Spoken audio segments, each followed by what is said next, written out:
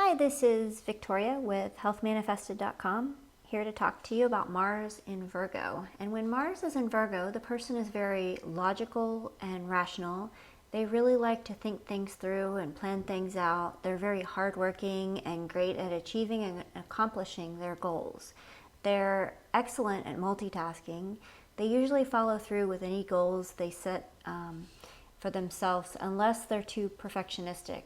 They can be micromanagers. They like things done the right way and the perfect way. And a lot of times they have to do things themselves because they really want it done right. They need to be consistently on the move, and if they're not consistently busy, they can become nervous and kind of fidgety. And someone with this placement will want to look into the details, and they potentially can find the flaws in anything, in anyone and anything.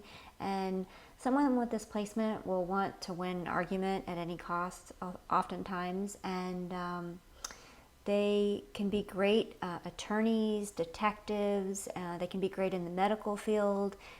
They're very logical. They can be very argumentative, and they'll fight for what they want, and they often won't back down. They also like to be very organized and very clean. And that's my analysis of Mars and Virgo.